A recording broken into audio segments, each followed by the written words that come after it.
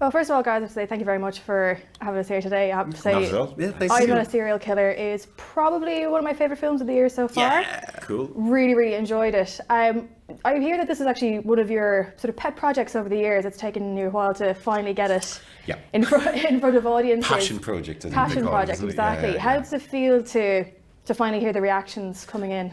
Big relief, because if you spent 6 years making a film and it turned out to be crap, you'd be kind of feeling a bit silly, you know. So I'm really relieved and pleased people like it, you know.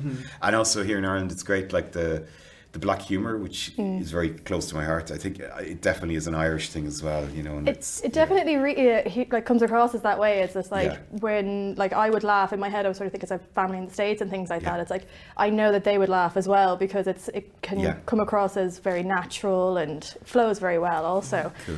What originally attracted you to the series? Because I believe it's a book series originally. Yeah, I mean, when I read the book, it was I think Dan had written the first 2 or 3. It was 2009. He's now done 6 of them. And pretty much the second one continues like a week or a month after the end of the first one. So it's a straightforward series. But at the time, we were just looking as a standalone.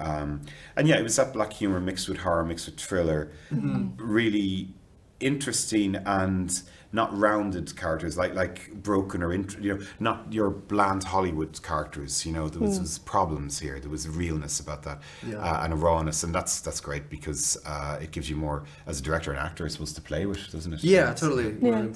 Max, you were actually involved from very early on, weren't you? Yeah, in the process. You were still in the womb. Guesstimating, we're guesstimating that I was 13 or so. Yeah, I can probably do the maths on it. You were probably 13, I think, when I met you. And then our producer Nick had done a short film. It was Armadillo? No, Blinky. Wasn't it? It was called Blinky? Yeah. Murray Robinson. He did Last Days on Mars. Armadillo. He directed it, and so Nick, that's the connection basically. Nick had worked with Max, you were 10, I think, when you did that one. Something. And he said he's a little young, but then, you know, time goes very quick. And we figured it would be a couple of years, but it was a bit longer than that. But so it worked out very well. Right. And Max, what attracted you to the character of John, actually? I think for me, it's less of an attraction to the character as an isolated figure, more just the relationship between Chris Lloyd's character and myself, and the aesthetic of like the Midwest Americana, snow, ice. The film that we always reference is Fargo. Yeah. That, and then it's like dark and very dry, funny. But also like it's genuine and there are feelings there. Yeah, there's a few things that actually stood out for me, especially with like the theme of the film as a whole. It's like there's definitely a sense of like, from John's point of view, it's like kill them with kindness, which is kind of like a nice sort of link into the whole like serial killer why the sort hell of do we thing. not use that? Totally. It should be on that. Well, there you go. And also there's a scene that stood out for me, which is when John is trying to convey to his mother that he's like, I know I should be feeling a certain way, but I know that I'm not. Was that an important sort of aspect that you wanted to highlight from both sides of it? That was a tough scene, that one. That's the knife scene. Yeah, that was tough. Sorry, it was for both aspects. It's like from like an acting point of view, and also like from the director and writer, of course, as well. Look, if you hadn't done your job, basically, the film would be a pale shadow of it, because it's all about John, you know. And Dan Wells said that, like, in the book, you're in John's head. It's all first person, and we don't have a voiceover in the film, you know. So Dan said that what's voiceover in the book is Max Record's face in the film, and that's really, you know. So the sort of, there's a delicate range, because you're emotionless in one sense, and so trying to grapple with that means, I think, as an audience, you're staring at you the whole time, trying to figure you out, trying to see, is this real? Is this just a teenage thing, or could you really kill somebody? I think that's the fascination, you know, all the way through.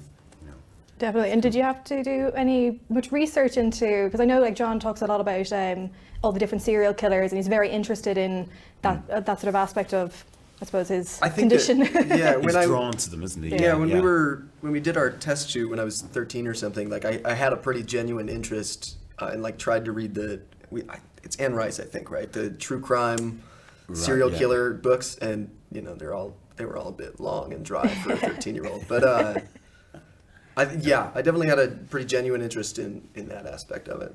And did you have to do any morgue training for? Yeah, we took him. We hitched him up with a local serial killer. Yeah. They went out for a couple of weeks. Just It was to great. sort of get the There practice was in. there was that one fella. Oh, you did meet a guy in the Yeah, I street did who meet a told you fella he was who one. told yeah. me he had murdered before. I don't think it was true, but You came back that day, you'd gone for a walk, and then it's minus 20. And he goes, yeah, I met this guy who's a serial killer. And we were all like, and I remember Nick, Ryan, and Robin were like, who was watching Max? Like, yeah, we let him out to, it's like, oh, crazy. Yeah, I mean, for me, it was the book had it all. Dan Wells is clearly obsessed with serial killers, and Chris Hyde, my co-writer, when we were adapting it, we decided, right, let's delve into this territory. And went on to the good old Wikipedia and spend a couple of hours looking up serial killers, but then just grimmed ourselves out completely because it's real, It's and I decided if we go down this road, we're going to just kill any humor in this and just make it really, really bleak. And we thought this is fictional, and it's about a kid dealing with this, so we need to go through John's eyes and look at this, and Dan had done all that work, so happily we just left it up to that. Yeah, I think using the novel itself and as the Dan as guidebook, reference material. Yeah. Well, that's good, and like especially because considering like how heavy the subject matter is, how was it able to keep things like maybe a bit lighthearted on the set and things like that? Was it? It's never really a problem on shoots because it's a crazy way to make a living when you think we're all out in minus 20, and especially with a bunch of Irish guys in the middle of America. I was going to say, like, Irish people are used to the cold a little bit, but not to that extent. Yeah, but there was the phone box night where somebody pulled the plug on us. One of the local crew rang production and said, these conditions are terrible. It was like probably hitting minus 30, and it was a terrible wind as well.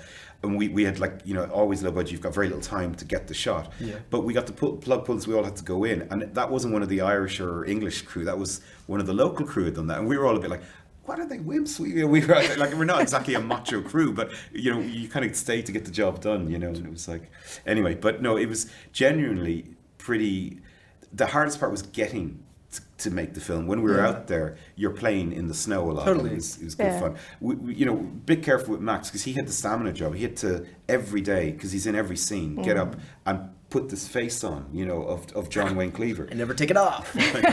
But it was tough for you. There's no doubt. Yeah, absolutely. Because it's kind of relentless, and you're moving at a very fast pace as a low budget film. Which in a way, probably if you had a lot of hanging around like in a big film, would be worse. I think that inertia is if it's like one of the big Superman films that they were 100-day shoots or whatever, like In total, how long did the shoot take? We had 30 days, but we came in 28 because we were running out of money. So it was like typical low budget, every story in the book. But no, I mean it was Robbie, the cinematographer, I've worked with him for years, but Robbie is very, very fast, and you and him had such a rapport anyway. It's great. But because one Sunday we went out shooting in Minneapolis. We did a little 3-day bit in the big city of Minneapolis as opposed to the town we were shooting in, and it happened to snow again. And Robbie dragged us all out to get a couple of shots. We ended up getting pulled over by the police because we hadn't any permits for that day, and it was like, typical low budget sort of film. I believe it says mystical force or mystical circumstances. Supernatural thriller, supernatural something. That's my band. Yeah. Mystical force. Mystical force. That is a good name for a band. So the theme throughout is definitely sort of like a dark aspect, with like using the soundtrack to your benefit. Yeah. So my final question is going to have to be: who chose Spirit in the Sky? Greg Anderson story. Yeah. It was Robbie, wasn't it, who picked it? I think it was either Robbie or Nick who just threw it in there because we had to have we were filming in Virginia, this town, and then Hibbing was a town 15-20 miles away, home of Bob Dylan, where he's from. Wow. And that was where our mortuary was, which is run by the wonderful undertaker Greg Anderson, who was just a joy to work with. He trained Max in embalming and all the rest. And he'd put like little Gary Larson cartoons on the light switch every morning for the crew to read, and they're all about death. It's really funny.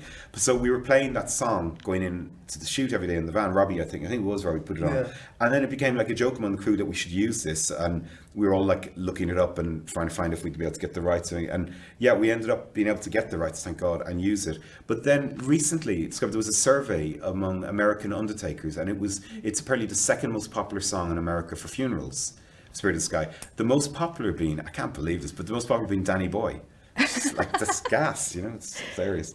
So it fits perfectly, and it's such a joy to be able to use it, And we actually recorded it off the vinyl in the sound mix because I felt, we shot in 16mm. The Adrian Johnson's score is really analog, and I thought so I nipped out to the Tower Records here in Dublin and got the vinyl, and we recorded it that way. So it's very anal, but I just thought we had to do that, Well, it's a perfect way that I think to end a film, and perfect way to end this. So thank you very much, Jen. It was lovely to meet you. Thank you very much.